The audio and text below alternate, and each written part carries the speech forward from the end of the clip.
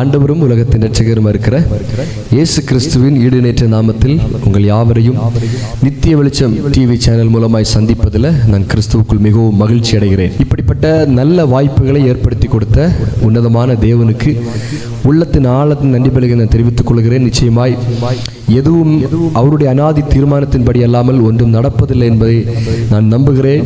என்ன நோக்கத்தோடு கர்த்தர் இந்த வாய்ப்புகளை ஏற்படுத்தினாரோ இந்த வாய்ப்புகள் மூலமாய் கர்த்தருடைய நாமம் மகிமைப்படுவதாக. நீங்கள் இல்லங்களில் இந்த வார்த்தைகளை கேட்டுக்கொண்டிருக்கும் போது நான் விசுவாசிக்கிறேன், வார்த்தைகள் பேசிக் கொண்டிருக்கும் போதே கர்த்தர் தம்முடைய மகிமையை வல்லமை அனுப்பி உங்களை விடுவிக்க கூடும், உங்களை பலப்படுத்தக்கூடும்.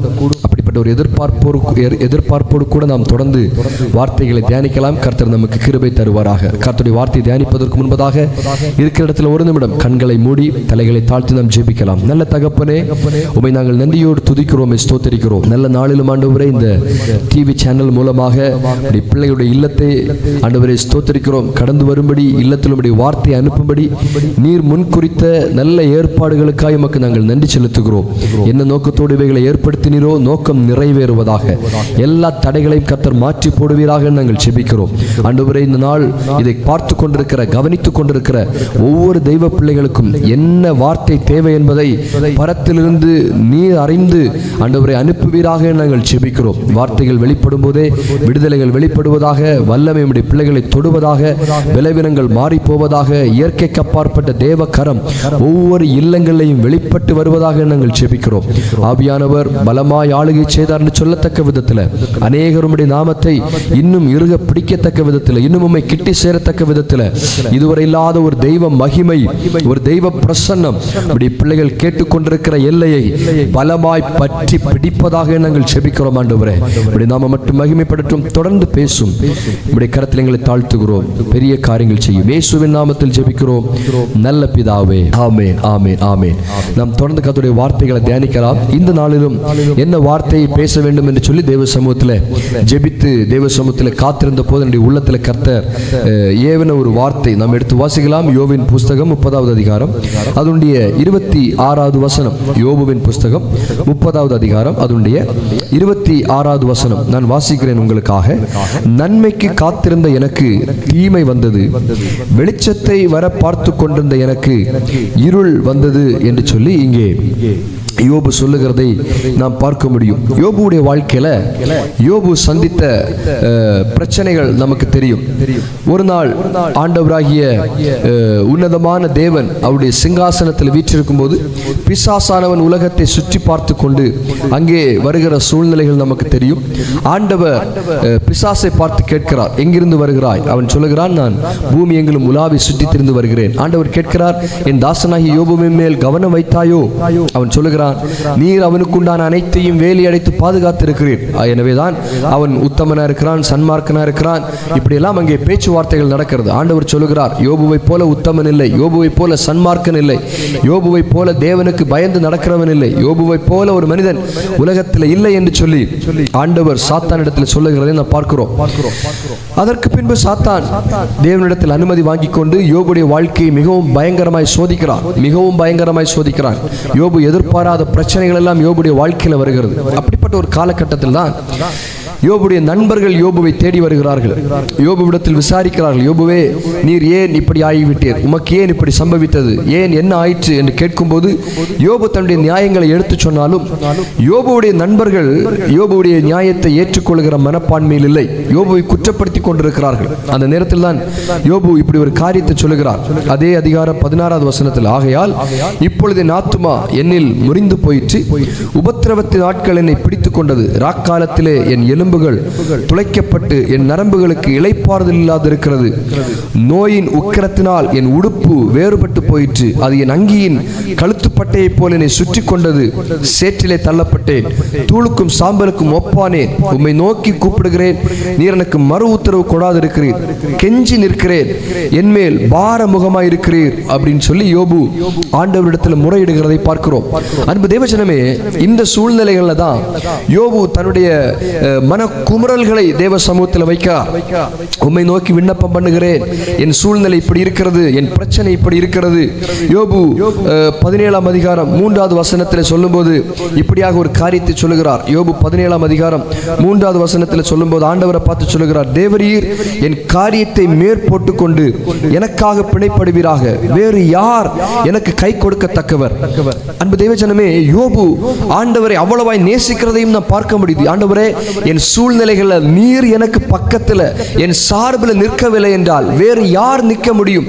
உம்மை அல்லாமல் வேறு யார் எனக்கு கை கொடுக்க முடியும் என்று சொல்லி பயங்கரமான எதிர்பார்ப்புகளோடு யோபு கடந்து போகிறதை அறிகிறோம்.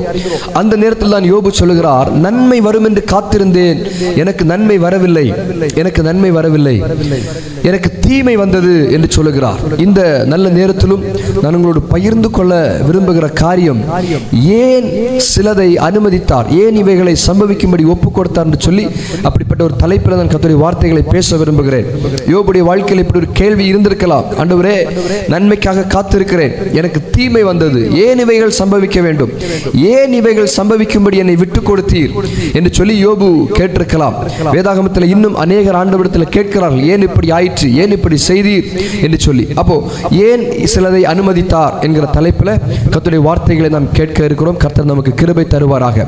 யோபுடைய வாழ்க்கையில் நன்மைக்காக காத்திருந்தார், தீமை வந்தது. ஒருவேளை இந்த வார்த்தைகளை கேட்டுக்கொண்டிருக்கும் போது நீங்களும் நன்மை வரும் என்று காத்திருந்து தீமையை அனுபவித்துக் கொண்டிருப்பீர்களானால் நான் உங்களுக்கு ஒரு காரியத்தை சொல்லுகிறேன். கர்த்தர் அனுமதித்திருப்பாரானால் எதுவும் அது தீமைக்கல்ல, தற்காலத்தில் தீமைக்காக தோன்றினது போல் இருந்தாலும் எதிர்காலத்தில் அவைகளை நாம் எதிர்பார்த்ததை விட, நாம் வேண்டிக் கொண்டதை விட, நாம் தேவ சமூகத்தில் கெஞ்சி நின்றதை விட, நாம் மன்றாடினதை விட ஒரு பயங்கரமான நன்மையாய் அதை கர்த்தர் மாற்றுவார் என்பதில் எந்த ஒரு சந்தேகமும் இல்லை. அன்பு தேவ பிள்ளைகளே, இந்த செய்தியை கேட்டுக்கொண்டிருக்கும் போது நான் கர்த்தருடைய ஆவினால் நிரப்பப்பட்டு வைராக்கியமாய் தைரியமாய் சொல்லுகிறேன், தேவன் அனுமதிக்கிற எதுவும் தீமைக்கானதல்ல, அவர் சகலத்தையும் நன்மைக்காகவே அனுமதிக்கிறார். நம்முடைய கண்களுக்கு தீமையாக தோன்றினாலும் அவர் அதை தீமையாய் முடிக்க பண்ணுகிறவர் அல்ல. எல்லா தீமைகளையும் அவர் நன்மையாய் முடிக்க பண்ணுவதற்கு வல்லமை உள்ளவராக இருக்கிறார். இருக்கிற இடத்துல ஒரு நிமிடம் கண்களை மூடி, கூடுமானால் வாய்களை திறந்து ஆண்டவர் மகிமைப்படுத்துங்க. ஆண்டவரே, யோபுவை போல நாங்களும் நன்மை வரும் என்று காத்திருந்தோம், இப்ப நாங்கள் தீமையை அனுபவித்துக் கொண்டிருக்கிறோம். ஆனாலும் நீர் சொல்லுகிறீர், நீர் அனுமதிக்கிற எதுவும் தீமைக்கல்ல, எதுவும் தீமைக்கல்ல. நான் திரும்பவும் அந்த வார்த்தையை தேவாவியின் பலத்தினால சொல்லுகிறேன். ஆண்டவர் இப்போ அனுமதித்திருக்கிற பிரச்சனைகள், இப்போ அனுமதித்திருக்கிற இழப்புகள், இப்போ அனுமதித்திருக்கிற சோர்வுகள், இப்போ அனுமதித்திருக்கிற தோல்விகள் எதுவும் தீமைக்கானதல்ல, சகலத்தையும் நன்மையாய் மாற்றி முடிக்க பண்ணுகிற உன்னதமான தகப்பனே அதை அனுமதித்ததினால் கொஞ்ச காலம் தீமையை அனுபவிப்பது போல் தோன்றலாம், அவைகளை நன்மைக்காய் மாற்றுகிற தெய்வ பிரசன்னம் இப்போ இதை கேட்டுக்கொண்டிருக்கிற தெய்வ பிள்ளைகள் மேல பலமாய் மூடுவதாக. நல்ல தகப்பனே, உமக்கு நன்றி அப்பா. எதையும் நீர் ஆண்டவரே நன்மைக்காகவே அனுமதிக்கிறேன் நாங்கள் நம்புகிறோம். ஆண்டவரே, தொடர்ந்து எங்களோடு கூட பேசுவீராக. அன்பு ஜனமே, ஆண்டவர் எதையும் தீமைக்காக அனுமதிக்கிறவரே அல்ல. யோபு இப்படிப்பட்ட வேண்டுதல்களோடு விண்ணப்பங்களோடு தேவ சமூகத்தில் முறையிட்டவராயிருந்தாலும் அங்கே ஒரு ரகசியத்தை ஆண்டவர் வைத்திருக்கிறார். இதை தியானித்துக் கொண்டிருக்கும் போது இந்த உள்ளத்தில் ஆண்டவர் வைத்த என்னை ஆண்டவர் வழிநடத்தின ஒரு பாதையில் தான் நான் இதை பேச விரும்புகிறேன். கர்த்தர் நமக்கு கிருபை தருவாராக. இந்த உலகத்தில் கெட்டவனாயிருந்தாலும் எந்த மனிதனாயிருந்தாலும் அவனுடைய வாழ்க்கையில் நன்மை நடக்க வேண்டும் என்று தான் அவன் தீர்மானிப்பான். யோபு ஆண்டவரால் சாட்சி பெறுகிறான். யோபுவை போல உத்தமன் இல்லை. யோபுவுக்கும் அப்படிப்பட்ட ஒரு காத்திருப்பு, எதிர்பார்ப்பு இருந்தது, ஒரு தவறுமே இல்லை. ஆனால் அவர் தீமையை அனுபவிக்கிறார். அன்பு தேவச்சனமே, ஏன் இதை யோபுடைய வாழ்க்கையில் அனுமதித்தார் என்று சொன்னால், யோபு எப்படிப்பட்ட நபர் என்பதை சத்துருவுக்கு காண்பித்துக் கொடுக்கும்படியாக, சத்துருவுக்கு நல்ல ஒரு பாடத்தை கற்றுக் கொடுக்கும்படியாக, சாத்தானுக்கு நல்ல ஒரு பாடத்தை கற்றுக் கொடுக்கும்படியாகத்தான் யோபுடைய வாழ்க்கையில இப்படி ஒரு சூழ்நிலையை அனுமதிக்கிறார். பிசாசு ஆண்டவரிடத்தில் போய் கேட்கிறான், ஆண்டவரே, ஆண்டவரே, நீர் வேலி அடைத்து வைத்திருக்கிறதுனால் தானே யோபு இன்னும் உத்தமத்திலே உறுதியா இருக்கிறான், இன்னும் உம்மை இறுக பிடித்துக் கொண்டிருக்கிறான், இன்னும் உமக்கு உண்மையா இருக்கிறான். ஆண்டவர் அந்த இடத்துல ஒரு அனுமதியை கொடுக்கிறார். அவனுடைய ஜீவனை தவிர நீ என்ன வேணாலும் பண்ணு, அவன் உத்தமத்தில் இருப்பான் அப்படிங்கிறத சத்துருவுக்கு புரிய வைப்பதற்காக நீ என்ன வேணாலும் அந்த அனுமதியை பெற்றுக்கொண்டு சாத்தான் யோபுடைய வாழ்க்கையை சோதிக்க ஆரம்பிக்கிறான். யோபுடைய வாழ்க்கையை சோதிக்க ஆரம்பிக்கும் போது அங்கே நமக்கு தெரியும், அவனுடைய ஆடு மாடுகள், ஒட்டகங்கள், எல்லா மிருக ஜீவன்களும் அழிந்து போகிறது. 10 பிள்ளைகள் அழிந்து போகிறார்கள். எல்லாவற்றையும் யோபு ஒரே நாள்ல இழந்து நிற்கிறான். அந்த நேரத்திலையும் யோபுடைய நாவிலிருந்து புறப்பட்டு வந்த வார்த்தை என்னவென்று சொன்னால், இதை குறித்து எனக்கு எந்த பாரமும் இல்லை, நான் இழந்து போனதை குறித்து எந்த வேதனையும் இல்லை, எனக்கு இருக்கிற ஒரே வேதனை என் நேசரை எப்போ பார்ப்பேன், என் தகப்பனை எப்போ என் சொந்த கண்ணாலேயே பார்க்க போறேங்கிற அந்த சோகத்தை தவிர வேற எனக்கு எதுவுமே இல்லை என்று சொல்லி இந்த யோபு பலமாய் ஒரு அறிக்கையிடுகிற வேதத்தில் வாசிக்கிறோம். அன்பு தேவச்சனமே, ஆண்டவரும் சில நேரத்தில் ஏன் இதை அனுமதிக்கிறார், ஏன் இந்த சூழ்நிலைகளை, ஏன் இந்த இழப்புகளை, ஏன் இந்த அவமானங்களை, நிந்தைகளை, ஏன் மற்றவர்களால் புரிந்து கொள்ள முடியாத புரிந்து கொள்ளாத ஒரு சூழ்நிலைகளை நமக்கு அனுமதிக்கிறார் என்று சொன்னால், அந்த இடத்துல சத்துருவுக்கு முன்பதாக எனக்கும் என் பிள்ளைக்கும் இருக்கிற உறவை எதுவும் பிரித்து விடாது என்பதை புரிய வைப்பதற்காக தான் ஆண்டவர் அனுமதிக்கிறார். ஆண்டவர் யோபு குறித்து என்ன நம்பிக்கையில் இருந்தார்? யோபுவுக்கு எத்தனை சோதனைகள் வந்தாலும், சோதனைகள் வர வர யோபு என்னை இன்னும் ஆழமாய் நேசிப்பான், அவனுக்கு வருகிற சோதனையை வைத்து என்னை கணக்கிட மாட்டான் என்பதை ஆண்டவர் ஆழமாய் நம்பியிருந்தார் யோபுவை குறித்து. அதனாலதான் பிசாசு இடத்துல சொல்றான், ஜீவனை தவிர நீ என்ன வேணாலும் பண்றதுக்கு நான் உனக்கு அனுமதி கொடுக்கிறேன். சத்ரு பிசாசு பார்க்கிறான், ஆமா ஆண்டவர் அனுமதி கொடுத்துட்டார், இனி நான் என்ன வேணாலும் யோபுடைய வாழ்க்கையில செய்யலாம்னு சொல்லி புறப்பட்டு போனா அங்கேதான் பிசாசுக்கு ஏமாற்றம் காத்திருந்தது. நான் இப்படி சொல்ல விரும்புகிறேன், பிசாசு உங்களை குறித்து ஏற்படுத்தி இருக்கிற எல்லா சிந்தனைகளிலேயும் ஒரு ஏமாற்றத்தை உண்டு பண்ணுவதற்காக தான், சத்ரு உங்களுக்கு முன்பதாக தோற்றவனாய் நிற்பதற்காக தான். நான் திரும்ப சொல்றேன், நீங்கள் அல்ல, பிசாசு சத்ரு உங்களுக்கு முன்பதாக தோற்று நிற்பதற்காக தான் ஆண்டவர் இப்படிப்பட்ட ஒரு சூழ்நிலைகளை ஏற்படுத்துகிறார். கொஞ்சம் யோசிச்சு பாருங்களேன், யோபுடைய நண்பர்கள் வீட்டில் வந்து யோபுவை குறை சொல்றாங்க. யோபு சொல்றார், எடுத்து சொல்றார், இல்ல நான் இப்படிதான் இருக்கிறேன். ஆனா அவர்கள் யாரும் ஏற்றுக்கொள்ளுகிற மனப்பான்மையில இல்ல, யோபுவை குற்றப்படுத்தி கொண்டிருக்கிறார்கள். அந்த நேரத்தில் தான் யோபுடைய நண்பர்களுக்கு முன்பதாக, சத்துருவுக்கு முன்பதாக யோபு தோற்று போகிறவன் அல்ல, யோபு என்னை என்ன சூழ்நிலை வந்தாலும் என்னை ஆழமாய் நேசிப்பார், அவன் உண்மையாகவே நீதிமான் என்பதை ஆண்டவர் நிரூபித்து காண்பிப்பதற்காக தான் இப்படிப்பட்ட ஒரு சூழ்நிலை அனுமதித்தார் என்பதில் எந்த ஒரு மாற்றமும் இல்லை. யோபுவை கொண்டு சாத்தானுக்கு நல்ல பாடத்தை புகட்டும்படி ஆண்டவர் தீர்மானித்திருந்தார். ஆண்டவருக்கு யோபு குறித்து ஒரு நல்ல நம்பிக்கை இருந்தது. என்னவென்று சொன்னால், என்ன சோதித்தாலும், என்ன பிரச்சனைகளை அவனுக்கு அனுமதித்தாலும், என்ன விட்டு என் பிள்ளை விலக மாட்டான், அவனுக்கு வர சோதனைகள் எல்லாம் ரசித்து அனுபவிப்பான், என் மேல இருக்கிற நேசத்தை இன்னும் ஆழமாக்குவான் அப்படிங்கிற நம்பிக்கை ஆண்டவருக்கு இருந்தது. சத்ரு என்ன நினைச்சா, யோபுவுக்கு சோதனையை கொடுத்துட்டா ஆண்டவரை விட்டு பிரிஞ்சிருவான், யோபுவுக்கு பிரச்சனையை கொடுத்துட்டா ஆண்டவரை விட்டு விலகிடுவான், யோபுவை நாம வேதனைக்குள்ள நடத்திட்டா ஆண்டவரை அவன் மறுதளிச்சிருவான். இப்படி எல்லாம் இந்த பிசாசு யோபுவை குறித்து யோசித்திருக்கலாம். ஆனா உண்மை என்னன்னா, என்ன எதிர்பார்ப்போடு சத்ரு அனுமதியை பெற்றுக்கொண்டானோ அந்த எதிர்பார்ப்புகள் எல்லாம் நஷ்டப்பட்டு போய் நிற்கிற அளவிற்கு யோபு ஆண்டவருக்காக உண்மையாய் வாழ்ந்தான். அன்பு தேவ பிள்ளைகளே, இப்போ இந்த வார்த்தையை கேட்டுக்கொண்டிருக்கும் போது நீங்கள் அனுபவித்துக் கொண்டிருக்கிற பிரச்சனைகள் உங்களை நம்பி சத்ருவுக்கு முன்பதாக நீங்கள் ஜெயித்து நிற்க வேண்டும் என்பதற்காக ஆண்டவரை விட்டு விலக மாட்டீங்கிற நம்பிக்கை ஆண்டவருக்கு இருந்ததுனால அவர் அனுப்புகிறார். நீங்க நல்லா கவனிச்சு பாருங்களேன், இதே போல ஒரு சூழ்நிலை புதிய ஏற்பாட்டில் பேதுருவிடத்தில் ஆண்டவர் சொல்லுகிறார், பேதுருவே, சத்ரு சுளைகளை படைக்கிறதற்கு அனுமதி கேட்டான், உங்கள் விசுவாசம் ஒளிந்து போகாத அளவிற்கு நான் அவனிடத்தில் வேண்டிக் கொண்டேன் என்று சொல்லி ஆண்டவர் பேதுருவை பார்த்து சொல்லுகிறார். அப்ப யோசிச்சு பாருங்க, யோபு அந்த இடத்துல நம்பினார். சோதனை வந்தாலும், என்ன பிரச்சனை வந்தாலும், என்ன எதிர்ப்புகள் வந்தாலும், அவனுக்கு இதயத்திற்கு நெருக்கமான அவனுடைய நண்பர்களே, நான் திரும்பவும் சொல்றேன், இருதயத்திற்கு நெருக்கமான அவனுடைய நண்பர்களே அவனை அவமானப்படுத்தினாலும், அவன் அறியாததை அவனிடத்தில் பேசினாலும், புரிந்து கொள்ளாத விதத்தில் யோபுவை பேசினாலும், யோபுவுக்கு ஏன் என் மேல் இருக்கிற அந்த அன்பு குறைந்து போவதே இல்லை என்று சொல்லி ஆண்டவர் ஆணித்தரமாய் யோபுவை நம்பினதுனால அதே நம்பிக்கையில் இருந்து சத்துருவுக்கு யோபுவை குறித்த வித்தியாசமான கண்ணோட்டத்தில் பார்வையில் இருக்கிற சத்துருவுக்கு ஒரு நல்ல செய்தியை நான் நன்மையை கொடுத்ததுனால அல்ல, அவனுக்கு ஜீவனானாலும் மரணமானாலும் என்ன தவிர அவனுக்கு வேற யாரும் இல்லைங்கிற ஒரு பிடிப்புல தான் யோபு வாழ்றான் அப்படிங்கிறத சத்துருவுக்கு புரிய வைக்கணுங்கிறதுக்காகவும் ஆண்டவர் இந்த சூழ்நிலையை அனுமதித்தார் அப்படிங்கிறத மறந்து போய்விடக்கூடாது. இதே போலதான் ஆண்டவரும் உங்களையும் என்னையும் நம்புகிறார். என்ன நம்புகிறார் அப்படின்னா, என் பிள்ளைக்கு என்ன சோதனை வந்தாலும் என் மேல இருக்கிற நேசத்தை இன்னும் அவன் அதிகரிப்பான், என்ன பிரச்சனை வந்தாலும் இன்னும் ஆழமா என்ன நேசிப்பான், என்ன போராட்டங்கள் வந்தாலும் இன்னும் என்ன கிட்டி சேருவான் அப்படிங்கிறத ஆண்டவர் நம்புறார். என்ன எதிர்ப்புகள் வந்தாலும் என் மேல இருக்கிற வாஞ்சைய என் பிள்ளை குறைச்சிட மாட்டான். யோபு சொல்றாரு, இந்த வாஞ்சையினால தான் நான் சோகமா இருக்கிறேன், என் உள்ள சோர்ந்து போகிறது அப்படின்னு சொல்றார். அவரை பார்க்கணுங்கிற அந்த வாஞ்சையினால தான் இதை ஆண்டவர் நம்புறார்.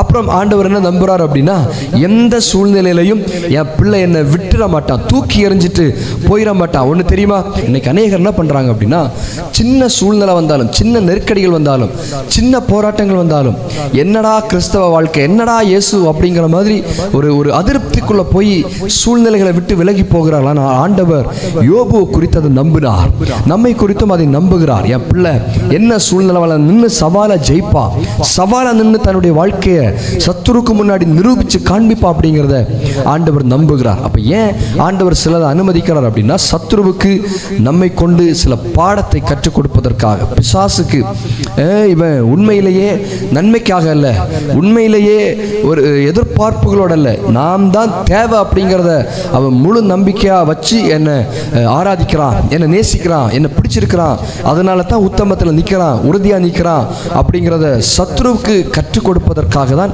ஆண்டவர் சிலதை அனுமதிக்கிறார். இரண்டாவது, ஆண்டவர் ஏன் சிலதை அனுமதிக்கிறார் அப்படின்னு சொல்லி யாக்கோபுடைய வாழ்க்கையிலிருந்து நான் உங்களுக்கு ஒரு காரியத்தை காண்பித்து தர விரும்புகிறேன். ஆதியாகமத்தின் புஸ்தகம் 28ஆம் அதிகாரம் அதனுடைய 10 முதல் 13 வரை உள்ள வசனங்களை வாசிக்கும் போது அங்கே ஒரு சம்பவம் இப்படியாக சொல்லப்பட்டிருக்கிறது. ஆதியாகமத்தின் புஸ்தகம் 28ஆம் அதிகாரம் 10 முதல் 13 வரை உள்ள வசனங்கள் நான் வாசிக்கிறேன். யாக்கோபு பெயர்சபாவை விட்டு புறப்பட்டு ஆரானுக்கு போக பிரயாணம் பண்ணி ஒரு இடத்துல வந்து சூரியன் அஸ்தமித்தபடியினால் அங்கே ராத்தங்கி அவ்விடத்து கற்களில் ஒன்றை எடுத்து தன் தலையின் கீழ் வைத்து அங்கே நித்திரை செய்யும்படி படுத்துக் கொண்டான். அங்கே அவன் ஒரு சொப்பனம் கண்டான். இதோ ஒரு ஏணி பூமியில் வைக்கப்பட்டிருந்தது, அதன் நுனி வானத்தை எட்டியிருந்தது, அதில் தேவ தூதர்கள் ஏறுகிறவர்களும் இறங்குகிறவர்களுமாய் இருந்தார்கள். அதற்கு மேலாக கர்த்தர் நின்று, நான் உன் தகப்பனாகிய ஆபிரகாமின் தேவனும் ஈசாக்கின் தேவனுமாகிய கர்த்தர், நீ படுத்திருக்கிற பூமியை உனக்கும் உன் சந்ததிக்கும் தருவேன் என்று சொல்லி ஆண்டவர் சொல்லுகிறத அந்த வசனங்களை நாம் வாசிக்க கேட்கிறோம். அன்பு தேவச்சனமே, யாக்கோபுடைய வாழ்க்கையை குறித்து நமக்கு தெரியும். யாக்கோபு ஏசா சகோதரர்களாக இருந்தார்கள். ஈசாக்குக்கு ஆண்டவர் கொடுத்த பிள்ளைகள் அவர்கள்.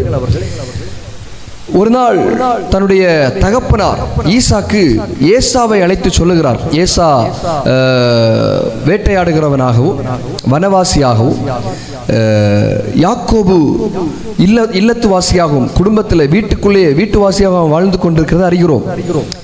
யாக்கோபு தன்னுடைய தாயாரால் மிகவும் நேசிக்கப்படுகிறான். ஏசா தன்னுடைய தகப்பனாரால் மிகவும் நேசிக்கப்படுகிறான். பைபிளில் நேரடி வார்த்தைகள் இல்லை, ஆனால் சூழ்நிலைகளை நாம் பார்க்கும்போது அப்படி தெரிகிறது. அப்போ ஈசாக்கு ஒரு நாள் ஏசாவை கூப்பிட்டு சொல்றார், இங்க பாருப்பா, நான் மரித்து போக போகிறேன், நான் மனசார உன்னை பிளஸ் பண்ண விரும்புகிறேன், ஆசீர்வதிக்க விரும்புகிறேன், நீ எனக்கு பிடிச்ச மாதிரி வனத்துக்கு போய் ஒரு நல்ல மிருகத்தை பிடிச்சி சமைச்சு கொண்டு வா, நான் நல்லா சாப்பிட்டு உன்னை நான் பிளஸ் பண்ண விரும்புகிறேன் அப்படின்னு சொல்லி தகப்பனார் சொல்றார். இதை தன்னுடைய மனைவியாகிய ரெபேக்காள், யாக்கோபுடைய தாயார், அங்கே கேட்டுக்கொண்டிருக்கிறதை நாம் பார்க்கிறோம். கேட்டு யாக்கோபை அழைச்சு, உன்னுடைய தகப்பனார் சகோதரனுக்கு இப்படி சொல்லியிருக்கிறார், நான் ஒரு ஆட்டை அடிச்சு தரேன், நீ உங்க தகப்பனாட்டை கொண்டு கொடுத்து உன் ஆசீர்வாதத்தை வாங்கிக்கோ அப்படின்னு சொல்லி தாயார் யாக்கோபை துரிதப்படுத்துகிறதை காண்கிறோம். யாக்கோபு துரிதப்பட்ட பின்பு இந்த சம்பவங்கள்லாம் செஞ்சு முடிச்சதுக்கு அப்புறம் தகப்பனார் மனசார பிளஸ் பண்றார். யாக்கோபு எப்படி ஆக வேண்டும் என்கிற ஒரு நல்ல மன விருப்பத்தோட ஏசா என்று நினைத்து யாக்கோபை ஆசீர்வதிக்கிறார். இந்த ஆசீர்வாதங்கள் எல்லாம் வாங்கின பின்பு ஏசா திரும்ப வருகிறான். தகப்பனார் சூழ்நிலைகளை சொல்லுகிறார். ஆசீர்வாதம் எனக்கு இல்லை அப்படிங்கிற ஒரு எண்ணத்திற்குள்ள ஏசா வந்தவுடனே எப்படியாகிலும் என்னை ஏமாற்றின சகோதரனை பழி வாங்க வேண்டும் என்று சொல்லி பயங்கர வெறி செயலோடு அவன் எழும்புகிறதை பார்க்கிறோம். அந்த சூழ்நிலையில தான் தாயார் அவனை அழைத்து நீ என் சகோதரன் வீட்டுக்கு போ என்று சொல்லி வீட்டை விட்டு வெளியே அனுப்பப்படுகிற சூழ்நிலைகளை நாம் காண்கிறோம். அன்பு தேவ பிள்ளைகளே, இது ஏன் யாக்கோபுக்கு சம்பவிக்க வேண்டும்? உண்மையாகவே நிறைய பேருடைய வாழ்க்கையில் எழும்புகிற கேள்வி, ஆண்டவர் நான் உன்னை இப்படி இப்படி ஆக்குவேன், இப்படி உயர்த்துவேன், இன்னென்ன மாதிரி நான் உன்னை வைப்பேன் அப்படின்னு வாக்குத்தத்தம் பண்றாரு, ஆசீர்வதிக்கிறாரு. ஆசீர்வதிச்ச உடனே வாக்குத்தத்தங்களை கேட்ட உடனே சூழ்நிலைகள் எல்லாம் எதிராகிறது. யாக்கோபுடைய வாழ்க்கையில பாருங்க, தகப்பனார் கூப்பிட்டு சொல்றார், நீ உன்னை நான் உன் சகோதரனுக்கு மேல வைப்பேன், உன்னை நான் இந்த மாதிரி ஆசீர்வதிப்பேன், இப்படி எல்லாம் சொல்லி அவனை பிளஸ் பண்றதை 27ஆம் அதிகாரத்தில் நாம பார்க்கிறோம். 27ஆம் அதிகாரத்தில் நம்ம வாசிக்கும் போது இப்படி சொல்லப்பட்டிருக்கிறது, தேவன் உனக்கு வானத்து பனியையும் பூமியின் கொழுமையையும் கொடுத்து மிகுந்த தானியத்தையும் திராட்சை ரசத்தையும் தந்தருள்வாராக. ஜனங்கள் உன்னை சேவிக்கவும் ஜாதிகள் உன்னை வணங்கவும் கடவர்கள். உன் சகோதரருக்கு எஜமானாய் இருப்பாய். உன் தாயின் பிள்ளைகள் உன்னை வணங்குவார்கள். உன்னை சபிக்கிறவர்கள் சபிக்கப்பட்டவர்களும் உன்னை ஆசீர்வதிக்கிறவர்கள் ஆசீர்வதிக்கப்பட்டவர்களும் இருப்பார் என்று சொல்லி அவனை ஆசீர்வதித்தான். ஈசாக்கு யாக்கோபை ஆசீர்வதித்து முடித்த பின்பு யாக்கோபு தன் தகப்பனாய் ஈசாக்கின் சமூகத்தை விட்டு புறப்பட்டான் அப்படின்னு அங்கே சொல்லப்பட்டிருக்கு. புறப்பட்ட உடனே ஏசா வந்துட்டான் அப்படின்னு சொல்லப்பட்டிருக்கு. அப்போ தேவ பிள்ளைகள் புரிஞ்சுக்கணும், நல்ல பிளஸ் பண்றார், நல்ல பிளஸ் பண்றார். நீ அப்படி இருக்கணும், இப்படி இருக்கணும், வானத்து பனி பூமியின் கொழுமை, உன்னை ஆசீர்வதிக்கணும் ஆசீர்வதிப்பேன், உன்னை சபிக்கிறவன் சபிக்கப்பட்டு, இப்படிலாம் சொல்லி பயங்கர பிளஸிங்ஸை வாங்குறார். வாங்கிட்டு அடுத்து நடக்கிறது என்ன அப்படின்னா, வீட்டை விட்டு வெளியேறுகிறார். ஆசீர்வதிக்கப்பட்டவொன்னே என்ன நடந்திருக்கணும்? அடுத்தடுத்த லெவலுக்கு உயர்த்தப்பட்டிருக்கணும். இப்போ அவர் வீட்டை இழந்து, தாயின் அன்பை இழந்து, தாயின் சமூகத்தை இழந்து அவன் வெளியே போகிறத பார்க்கிறோம். இது ஏன் சம்பவிக்கணும் அப்படின்னு யோசிச்சா ஆண்டவர் ஒரு காரியத்தை கற்றுக் கொடுக்கிறார். யாக்கோபு தன்னுடைய வீட்டில் இருக்கிற நாள் வரையிலையும், இருந்த நாள் வரையிலையும் தேவன் யாக்கோபிடத்தில் பேசினதை குறித்து ஒரு பெரிய தெளிவு அங்கே இல்லை. அங்கே சொல்லப்பட்டிருக்கு, எப்போது யாக்கோபு இல்லத்தை விட்டு வெளியே புறப்பட்டு வந்து ஒரு கல்லை எடுத்து வச்சு நித்திரை செய்தானோ அந்த நேரத்தில் தான் யாக்கோபுக்காக வானங்களை கர்த்தர் திறக்கிறார், தரிசனத்தை காண்பிக்கிறார். ஒரு ஏணியில தேவ தூதர்கள் ஏறுகிறதும் இறங்குகிறதையும் அப்படிப்பட்ட ஒரு தரிசனத்தை பார்க்கிறார். அந்த இடத்துல ஆண்டவரே வாக்கு பண்ணுகிறார். அதற்கு மேலாக கர்த்தர் நின்று, நான் உன் தகப்பனாகிய ஆபிரகாமின் தேவனும் ஈசாக்கின் தேவனுமாகிய கர்த்தர், நீ படுத்திருக்கிற பூமியை உனக்கும் உன் சந்ததிக்கும் தருவேன் என்று சொல்லி அங்கே வாக்கு பண்றார். திரும்ப சொல்றார், உன் சந்ததி பூமியின் தூளை போல் இருக்கும், நீ மேற்கையும் கிழக்கையும் வடக்கையும் தெற்கையும் பரம்புவாய், உனக்குள்ளும் உன் சந்ததிக்குள்ளும் பூமியின் வம்சங்கள் எல்லாம் ஆசீர்வதிக்கப்பட்டிருக்கும். அப்புறம் ஆண்டவர் சொல்றாரு, நான் உன்னோடு இருந்து நீ போகிற இடத்திலெல்லாம் உன்னை காத்து இந்த தேசத்துக்கு உன்னை திரும்பி வர பண்ணுவேன், நான் உனக்கு சொன்னதை செய்யும் அளவும் உன்னை கைவிடாதிருப்பேன் என்று சொல்லி ஆண்டவர் வாக்கு பண்றார். கொஞ்சம் முன்னாடி இந்த மனிதன், இந்த யாக்கோபு கேட்டது தகப்பனுடைய உள்ளத்திலிருந்து வந்த ஆசீர்வாதம். கொஞ்சம் யோசிச்சு பாருங்களேன், இவன் வீட்டை விட்டு வெளியே வருகிற சூழ்நிலை இவனுக்கு நேரிடாது இருக்குமானால் நான் நம்புறேன் இவனுக்காக செயல்படுகிற ஒரு பரலோகம் உண்டு என்கிற தெளிவு இவனுக்கு கிடைக்காமலே போயிருக்கும். அன்பு தேவ பிள்ளைகளே, ஏன் இதை சம்பவிக்க பண்ணினார்? எதனால யாக்கோபு வீட்டை விட்டு வெளியே வர வேண்டிய சூழ்நிலை ஆண்டவர் அனுமதித்தார் என்று சொன்னால், யாக்கோபு வீட்டை விட்டு வெளியே வந்தால்தான், யாக்கோபுடைய இல்லத்தின் கதவுகள் யாக்கோபுக்காக அடைக்கப்பட்டால்தான் உண்மையான தகப்பனுடைய இல்லத்தின் கதவு யாக்கோபுக்காக திறக்கப்படும் என்பதை அவனுக்கு கற்றுக் கொடுக்கவே ஆண்டவர் யாக்கோபுக்கு இப்படிப்பட்ட ஒரு சூழ்நிலை அனுமதித்தார். அன்பு தேவ பிள்ளைகளே, நான் உங்களுக்கு ஒரு காரியத்தை தெளிவா சொல்றேன். எல்லா வாசலும் அடைக்கப்பட்டது போல வாக்கு தத்தத்தை பெற்ற இப்பதான் ஆண்டவர் வார்த்தையை சொன்னார். இப்பதான் உபவாசத்தை முடிச்சோம், நல்ல தெளிவான வார்த்தைகள் ஆண்டவர் கொடுத்தார். இப்பதான் வேதாகமத்திலிருந்து ஆண்டவர் எனக்கு பலமான ஏவுதலை தந்து இந்த வாக்கு தத்தத்தை பிடிச்சுக்கோ அப்படின்னு சொல்லி ஆண்டவர் சொன்னார். நான் விசுவாசித்து செயல்பட ஆரம்பிச்சேன். எல்லா வாசலும் அடைக்கப்பட்டது போல இருக்கு அப்படின்னு நீங்க யோசிச்சுட்டு இருப்பீங்கன்னா நான் உங்களுக்கு சொல்றேன், உங்களுக்காக செயல்படுவதற்கு, உங்களுக்காகவே ஒரு பரலோகம் உண்டு, பரலோகத்தின் தகப்பன் உண்டு என்பதை புரிய வைப்பதற்காக தான் ஆண்டவர் இந்த சூழ்நிலைகளை அனுமதித்தார். யாக்கோபை குறித்து யோசிச்சு பாருங்களேன். தாய்க்கு பக்கத்துல தாயுடைய செல்ல பிள்ளையா யாக்கோபு வீட்டில் இருந்தான். தாய்க்கு உதவி பண்ணிட்டு என்ன பண்ணாலும் அவன் ரொம்ப சொகுசான ஒரு வேதனையும் அனுபவிக்காம ரொம்ப ஹாப்பியஸ்ட் லைஃப் ரொம்ப கம்ஃபர்டபுளா வாழ்ந்துட்டு இருக்கிறான். அப்படிப்பட்ட ஒரு சூழ்நிலையில தான் அவனுக்கு ஆசீர்வாதங்கள் வருகிறது. அவன் இல்லத்தை விட்டு வெளியேற்றப்படுகிறான். வெளியே வந்ததுக்கு அப்புறம் என்ன நடக்குது அவன் யோசிச்சு பார்க்கிறான். இல்லத்தில் நல்ல தூக்கம் இருந்துச்சு, நல்ல சாப்பாடு இருந்துச்சு, நல்ல காலநிலை இருந்துச்சு, நல்ல அரவணைப்பு இருந்துச்சு. இப்போ ஒன்றும் இல்லாம நிர்கதியா எல்லாம் ஒரே நேரத்தில் விலக்கப்பட்டது போல, எல்லாவற்றையும் விட்டு ஒரே நேரத்தில் பிரிஞ்சு போனது போல ஒரு அனுபவத்தில் நிற்கிறான். ஆண்டவரே அப்படின்ட்டு இருக்கும்போதுதான் அவனுக்கு கிடைச்ச அந்த சூழ்நிலையில ஒரு கல்லை எடுத்து வச்சு தூங்க ஆரம்பிக்கும் போதுதான் ஆண்டவர் யாக்கோபிடத்துல பேசுகிறார். யாக்கோபே, உனக்கு உன் கூட இப்போ இன்னை வரையிலையும் இருந்த தாய் உன் கூட இப்ப இல்லாம இருக்கலாம், உன் தகப்பன் உன் கூட இல்லாம இருக்கலாம், உன் வீட்டுல உனக்கு கிடைச்ச அந்த வாழ்க்கை இப்போ உன் கூட இல்லாம இருக்கலாம். ஆனா ஒன்ன மட்டும் நீ புரிஞ்சுக்கோ யாக்கோபே, யாரும் இல்லைனாலும் உனக்காக பரலோகத்தின் தேவன் நான் உன் கூட இருக்கிறேன் வாக்கு பண்ணுகிறார். அன்பு தேவ பிள்ளைகளே, இந்த வார்த்தைகளை கேட்டுக்கொண்டிருக்கும் போது என்னுடைய ஆவியில ஒரு பலமான தேவ பிரசன்னத்தை நான் ஃபீல் பண்றேன். இந்த வார்த்தை கேட்டுக்கொண்டிருக்கிற யாரோ சிலருக்கு ஆண்டவர் தெளிவா சொல்றாரு, இதுவரையிலே உனக்கு உதவி செய்வேன், உனக்கு நான் பக்கபலமா நிற்பேன், உனக்கு ஆதரவா நிற்பேன் அப்படின்னு சொன்ன எல்லாரும் ஒரு குறிப்பிட்ட நேரத்தில் உன்னை விட்டு விலகி போயிருக்கலாம், இல்லைன்னா அவர்களே உன்னை தூக்கி வெளியே தள்ளி இருக்கலாம். ஆனா ஆண்டவர் சொல்றாரு, அப்படி யாக்கோபு தள்ளப்பட்டதினால்தான் பரலோகத்தின் தேவனே யாக்கோபுக்கு துணை என்பதை யாக்கோபு கண்டு கொள்ளத்தக்க விதத்தில் கர்த்தர் வானத்தை திறந்தது உண்மையானால், நான் இந்த வார்த்தைகளை பேசிக் கொண்டிருக்கும் போது யாரோ சிலருக்காக கர்த்தர் வானங்களை திறக்கிறார், யாரோ சிலருடைய உள்ளத்துல பலமான நம்பிக்கை கர்த்தர் வைக்கிறார். உங்களுக்கு யாரும் இல்லைனாலும் பரலோகத்தின் தகப்பன் உங்கள் கரத்தை பிடித்து நடத்துவதற்கு வல்லமை உள்ளவர். யாக்கோபை பார்த்து சொல்றார், யாக்கோபே, இந்த இடத்துல நீ புறப்பட்டு போ, இதே இடத்துக்கு திருப்பி கொண்டு வர வரையிலையும் நான் உன் கூட இருப்பேன், உனக்கு சொன்னதை செய்யும் அளவும் உன்னை கை விடுவதில்லை என்று சொன்னார். அப்படியானால் நான் இப்படி நம்புறேன், யாக்கோபை பார்த்து யாக்கோபுடைய கரத்தை பிடிச்சிட்டு ஆண்டவர் சொல்றாரு, நீ பயப்படாத, நீ நம்பி இருந்த உன் தாய் உன்னை வெளியே அனுப்பி இருக்கலாம், உனக்கு நல்லதுன்னு சொல்லி வெளியே அனுப்பி இருக்கலாம், நீ உன்னை ஆசீர்வதித்த உன் தகப்பன் உன்னை வெளியே அனுப்பி இருக்கலாம், உன்னை கொலை செய்ய வேண்டும் என்று சகோதரன் தேடிக்கொண்டிருக்கலாம். என்ன நிலைமை வந்தாலும் உன் கையை இப்ப நான் பிடிக்கிறேன். இதுவரையிலே உன்னை பிடிச்சிருந்த கையல்ல, இப்ப உன் கையை பிடிக்கிறது பரலோகத்தின் கரம். யாக்கோபே, நீ பயப்படாத, இந்த இடத்திலிருந்து புறப்பட பண்ணுகிறவர் நான்.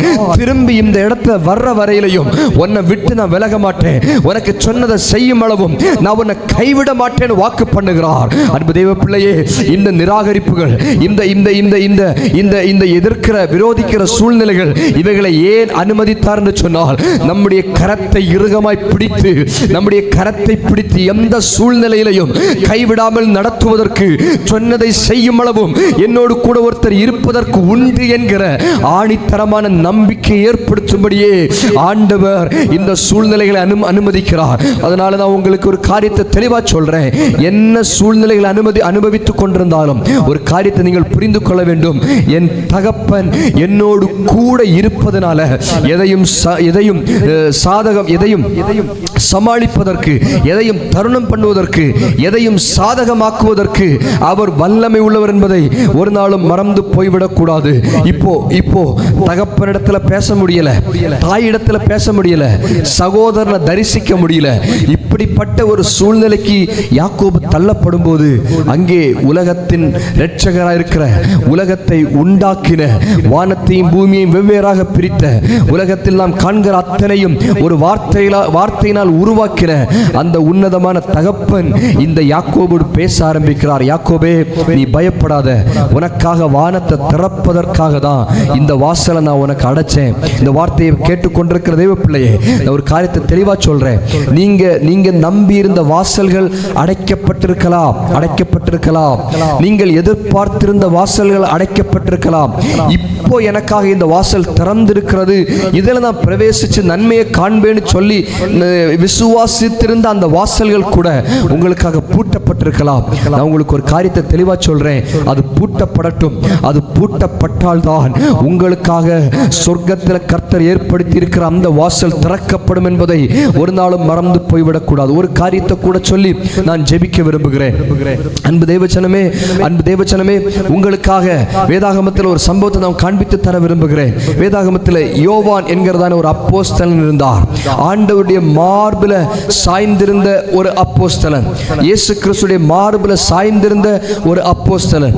இந்த இயேசு கிறிஸ்துவின் மார்பில சாய்ந்திருந்த அப்போஸ்தலனாகிய யோவான் ஒரு காலகட்டத்தில் நாடு கடத்தப்படுகிறார். பத்மு என்கிறதான ஒரு தீவில் நாடு கடத்தப்படுகிறார்.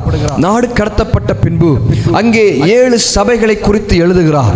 7 சபைகளை குறித்து எழுதின பின்பு இந்த யோவான் அப்போஸ்தலன் ஒன்றுமில்லாமல் நிர்கதியாய் நிற்கிற அந்த சூழ்நிலையில் அங்க ஒரு சம்பவம் நடக்கிறது. என்னவென்று சொன்னால், வானம் பரலோகம் திறக்கப்பட்டிருக்கிற ஒரு தரிசனத்தை அவர் காண்கிறார். அங்கிருந்து ஒரு வார்த்தை அவருக்கு சொல்லப்பட்டிருக்கிறது, இங்கே ஏறி வா. அப்படியானால் நான் அந்த சம்பவத்தை பகுதியை வாசிக்கும் உள்ளத்தில் ஆண்டவர் வைத்த ஒரு வார்த்தை என்னவென்று சொன்னால், யோவான் சுவிசேஷத்தை பயங்கரமாய் பிரசங்கித்துக் கொண்டிருந்தவன். யோவான் கர்த்தருக்காக வல்லமையாய் செயல்பட்டு கொண்டிருந்தவன். யோவான் கர்த்தருக்காக செயல்பட்டு கொண்டிருக்கிற அந்த காலகட்டத்தில் நடந்த சூழ்நிலை என்னவென்று சொன்னால், அநேகர் யோவான் பயன்படக்கூடாது என்பதற்காக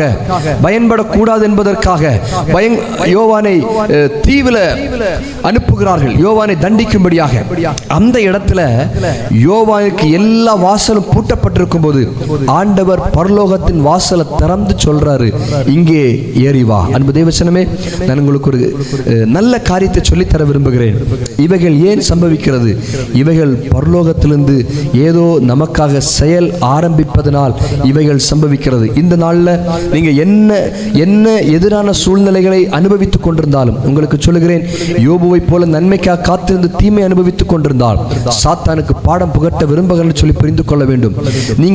நீங்கள் இப்போ வாசல் திறக்கும் என்று எதிர்பார்த்திருந்த இடத்துல வாசலில் அடைக்கப்பட்டதை போல உணர்ந்து கொண்டிருந்தால் உங்களுக்காக பரலோகம் திறக்கப்படும் என்பதை நீங்கள் மறந்து போய்விடக்கூடாது. கண்களை மூடலாம், நாம் ஜெபிப்போம். நல்ல தகப்பனே, நாங்கள் நன்றியோடு துதிக்கிறோம். இந்த நல்ல நேரத்திலும் நீர் பேசின வார்த்தைகளுக்காக உமக்கு நன்றி. நம்முடைய பிள்ளைகளுக்கு ஆண்டவரே நீர் சொன்ன ஒவ்வொரு காரியங்களையும் நேர்த்தியாய் நிறைவேற்றுவீராக. எதுவும் ஆண்டவரே ஸ்தோத்திரிக்கிறோம், நீர் முன்குறிக்காமல் செய்கிறவர் அல்ல. எங்கள் வாழ்க்கையில் நாங்கள் அனுபவிக்கிற எல்லா சூழ்நிலைகளும் ஏதோ ஒரு நோக்கத்தோடையே நீர் அனுமதிக்கிற ஆண்டவரே, அவைகளை புரிந்து உம்முடைய நாமத்தை மையப்படுத்தி வாழ கிருபை தாரும். தாழ்த்துகிறோம், பெரிய காரியங்கள் செய்யும். இயேசுவின் நாமத்தில் ஜெபிக்கிறோம் நல்ல பிதாவே, ஆமென், ஆமென். God bless you. கர்த்தர் உங்களை ஆசீர்வதிப்பாராக.